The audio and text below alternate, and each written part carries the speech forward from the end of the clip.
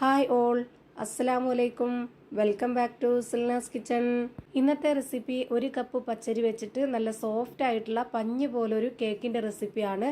പച്ചരി കൊണ്ട് ഇതുപോലെ കേക്ക് തയ്യാറാക്കി കഴിഞ്ഞാൽ നമുക്ക് വീണ്ടും വീണ്ടും കഴിക്കാൻ തോന്നും. അത്രയും നല്ല ടേസ്റ്റി ആയിട്ടുള്ള പഞ്ഞ് പോലൊരു കേക്കാണ്.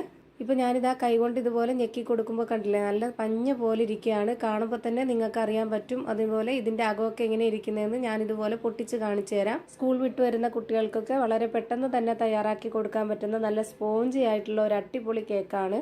അപ്പോൾ ഇതെങ്ങനെയാണ് തയ്യാറാക്കിയെന്ന് അറിയാനായിട്ട് വീഡിയോ സ്കിപ്പ് ചെയ്യാതെ മുഴുവനായിട്ടൊന്ന് കണ്ടു നോക്കണേ. റെസിപ്പിയിലോട്ട് കടക്കുന്നതിന് മുമ്പായി സിൽനാസ് കിച്ചൺ ചാനൽ ആദ്യമായിട്ട് കാണുന്നവരാണെങ്കിൽ പ്ലീസ് ഒന്ന് സബ്സ്ക്രൈബ് ചെയ്തേക്കണേ. ഒപ്പം തന്നെ ഈ വീഡിയോസ് നിങ്ങൾക്ക് ഇഷ്ടപ്പെടുകയാണെങ്കിൽ ഒരു ലൈക്ക് ചെയ്ത് ഷെയർ ചെയ്ത് സപ്പോർട്ട് ചെയ്യാനും മറക്കരുത്. ഇനി നമുക്ക് റെസിപ്പിയിലോട്ട് കടക്കാം. ഇതിനായിട്ട് ഞാൻ ആദ്യം തന്നെ 250 ml കപ്പിന്റെ അളവിൽ ഒരു കപ്പ് പച്ചരി നേരത്തെ തന്നെ വെള്ളത്തിലിട്ട് കുതിർത്ത് വെച്ചിരുന്നു. 3 മണിക്കൂർ നേരത്തേക്കാണ് ഞാനിത് കുതിരാനായിട്ട് വെച്ചിരുന്നത്. എത്രത്തോളം കുതിരാനായിട്ട് വെക്കുന്നോ അത്രയും നന്നായിരിക്കും. റേഷൻ പച്ചരിയോ സാദാ പച്ചരിയോ ഏത് പച്ചരി ആയിരുന്നാലും കുഴപ്പമൊന്നുമില്ല. ഞാനിപ്പോൾ ഇതിന്റെ കുതിർത്ത് വെച്ചിരുന്ന ആ ഒരു വെള്ളമെല്ലാം ഊറ്റിക്കളഞ്ഞിട്ടാണ് എടുത്തിട്ടുള്ളത്. ഇനി ഇതുപോലൊരു സ്പൂൺ അളവിൽ 1 സ്പൂൺ ഈസ്റ്റ് ഇട്ട് കൊടുക്കാം. ഇനി ഇതൊരു മിക്സിയുടെ ജാറിലിട്ടിട്ട് നല്ലപോലെ അരച്ചെടുക്കാനുള്ളതാണ്. അപ്പോൾ അതിനായിട്ട് ഞാനിവിടെ ഒരു മിക്സിയുടെ ജാർ എടുത്തിട്ടുണ്ട്. അതിലേക്ക് ഈ ഒരു പച്ചരി മുഴുവനായിട്ടും ഇട്ട് കൊടുക്കാം. ഇനി ഇതിലേക്ക് മണത്തിന് വേണ്ടി ഒരു 3 ഏലക്ക ഇട്ട് കൊടുക്കുന്നുണ്ട്. നിങ്ങൾക്ക് വാനില എസൻസ് ആണ് ഒഴിച്ചു കൊടുക്കേണ്ടത് എന്നുണ്ടെങ്കിൽ അത് ഒഴിച്ചു കൊടുക്കാം. പിന്നെ ഇതിലേക്ക് നല്ല കട്ടിയായിട്ടുള്ള ഒട്ടും തന്നെ വെള്ളം ചേർക്കാത്ത പശുവിൻ പാലാണ് ഒഴിച്ചു കൊടുക്കുന്നത്. 1/2 കപ്പ് അളവിൽ മുഴുവനായിട്ടും ഒഴിച്ചു കൊടുത്തിട്ടുണ്ട്. ഇനി ഇതിലേക്ക് ടേസ്റ്റ് ഒന്ന് കൂട്ടാനായിട്ട് ഇതുപോലെ വലിയ സ്പൂൺ അളവിൽ 2 സ്പൂൺ പാൽപ്പൊടിയാണ് ഇട്ട് കൊടുക്കുന്നത്. ഓരോ സ്പൂണും ഇതുപോലെ നിറയെ എടുത്തിട്ടുണ്ട്. ഈ പാൽപ്പൊടി ഇതിന്റെ ടേസ്റ്റ് കൂട്ടും, അതുകൊണ്ട് ഇത് സ്കിപ്പ് ചെയ്യരുത്.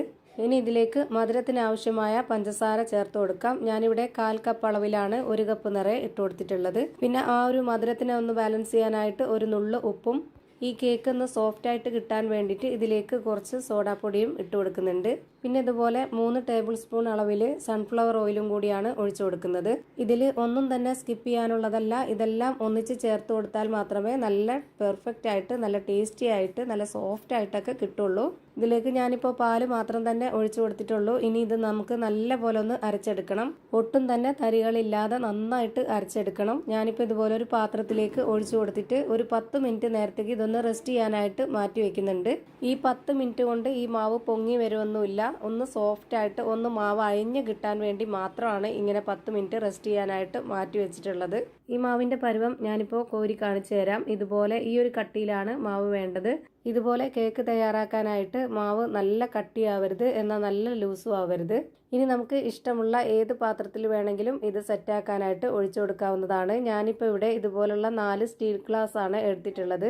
4 സൈസ് വലിപ്പത്തിലുള്ള ഗ്ലാസ് ആണ് എടുത്തിട്ടുള്ളത്. ഒരേ സൈസ് വലിപ്പത്തിലുള്ള ഗ്ലാസ് ആണെന്നുണ്ടെങ്കിൽ എല്ലാം ഒരുപോലെ കിട്ടും. ഞാൻ ഇതുപോലെ ഓരോ ഗ്ലാസ്സിലും ഓയിൽ നന്നായിട്ടൊന്ന് സ്പ്രെഡ് ആക്കി കൊടുക്കുന്നുണ്ട്. ഇതിന്റെ മുകളിൽ ഈ വക്ക് വരെയും നമ്മൾ സ്പ്രെഡ് ആക്കി കൊടുക്കണം. എന്നിട്ട് വേണം നമ്മൾ ഇതുപോലെ മാവ് ഒഴിച്ചു കൊടുക്കാനായിട്ട്. അങ്ങനെ ആകുമ്പോൾ മാത്രമേ നമുക്ക് പെട്ടെന്ന് തന്നെ കേക്ക് റെഡി ആവുമ്പോൾ ഇളകി കിട്ടുള്ളൂ. ഞാനിപ്പോൾ ഓരോ ഗ്ലാസ്സിലും മുഴുവനായിട്ടും ഒഴിച്ചു കൊടുക്കുന്നില്ല. ഇതുപോലെ 1/4 ഭാഗത്തോളം മാത്രമേ ഒഴിച്ചു കൊടുക്കുന്നുള്ളൂ.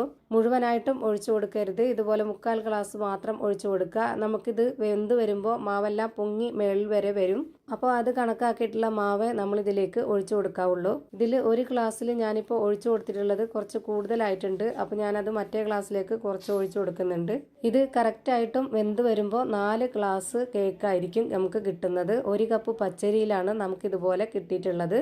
ഇനി വീഡിയോയ്ക്ക് കാണാനൊരു ഭംഗിക്ക് വേണ്ടിയിട്ട് ഞാൻ ഇതിന് മുകളിലേക്കായിട്ട് ഉണക്കമുന്തിരി ഇതുപോലെ കട്ട് ചെയ്തിട്ട് ഇട്ട് കൊടുക്കുന്നുണ്ട്. നിങ്ങൾക്ക് ഇഷ്ടമുള്ള അണ്ടിപ്പരിപ്പ്, കപ്പലണ്ടി, ബദാം അങ്ങനെ എന്ത് വേണമെങ്കിലും ഇട്ട് കൊടുക്കാവുന്നതാണ്. ഇനി ഞാനിതൊന്ന് ബേക്ക് ചെയ്തെടുക്കാൻ വേണ്ടിയിട്ട് ഇതുപോലൊരു അലുമിനിയത്തിന്റെ പാത്രത്തിന്റെ ഉള്ളിലേക്ക് സ്റ്റീൽ പ്ലേറ്റ് ഇറക്കി വെച്ച് കൊടുത്തിട്ട് അതിലേക്ക് ഇത് 4 ഗ്ലാസും ഇറക്കി വെച്ച് കൊടുത്തിട്ട് ഇതുപോലെ അടപ്പ് വെച്ചൊന്ന് അടച്ചു വെച്ച് വേവിച്ചെടുക്കുന്നുണ്ട്. ഒരു 40 മിനിറ്റ് സമയം വേണ്ടി വന്നിട്ടുണ്ട് ഇതുപോലെ വെന്ത് കിട്ടാനായിട്ട്. ഇത് ഉള്ളൊക്കെ വെന്തോന്ന് അറിയാനായിട്ട് ഒന്നുകിൽ ടൂത്ത് പിക്ക് കൊണ്ടോ അല്ലാന്നുണ്ടെങ്കിൽ ഒരു സ്പൂണിന്റെ ബാക്ക് വശം കൊണ്ടോ ഒന്ന് നനച്ചതിന് ശേഷം കുത്തി കൊടുത്ത് നോക്കുക. ഞാനിപ്പോൾ ഒരു സ്പൂണിന്റെ ബാക്ക് വശം കൊണ്ട് ഇതുപോലെ ഒന്ന് ഇളക്കി കൊടുക്കുന്നുണ്ട്. ഇങ്ങനെ ചുറ്റിനും ഒന്ന് ഇളക്കി കൊടുക്കുമ്പോഴേക്ക് ഈ ഗ്ലാസ് കമിഴ്ത്തി ഇട്ട് കൊടുക്കുമ്പോൾ പെട്ടെന്ന് തന്നെ കേക്ക് ഇളകി കിട്ടും. അപ്പോൾ ഇതാ കണ്ടില്ലേ, വളരെ പെട്ടെന്ന് തന്നെ നമുക്ക് കേക്ക് റെഡിയായി കിട്ടി. ഭയങ്കര സിമ്പിൾ അല്ലേ നമുക്ക് ഈ ഒരു കേക്ക് തയ്യാറാക്കി എടുക്കാനായിട്ട്. അപ്പോൾ ഇതാ നല്ല സ്പോഞ്ച് പോലുള്ള പഞ്ഞ് പോലുള്ള ഒരു അടിപൊളി കേക്കാണ് റെഡിയായി കിട്ടിയിട്ടുള്ളത്. ഞാനിപ്പോൾ ഇതെല്ലാം ഒരു പാത്രത്തിലേക്ക് മാറ്റി കൊടുക്കുന്നുണ്ട്. ഇത്രയേ ഉള്ളൂ ഇന്നത്തെ വീഡിയോ. വീഡിയോ ഇഷ്ടമായാൽ ലൈക്ക് ചെയ്യാനും കമൻറ്റ് ചെയ്യാനും ഷെയർ ചെയ്യാനും മറക്കരുത്. അതുപോലെ തന്നെ ഞാനിടുന്ന പുതിയ പുതിയ വീഡിയോസ് നോട്ടിഫിക്കേഷനായിട്ട് കിട്ടുന്നതിന് വേണ്ടി സബ്സ്ക്രൈബ് ചെയ്ത് ബെല്ലൈക്കൺ അമർത്തി അതിൽ ഓൾ എന്ന ഓപ്ഷൻ എനേബിൾ ചെയ്ത് കൊടുക്കാനും മറക്കരുത്. പുതിയൊരു വീഡിയോയുമായി വീണ്ടും വരും. Thank you for watching.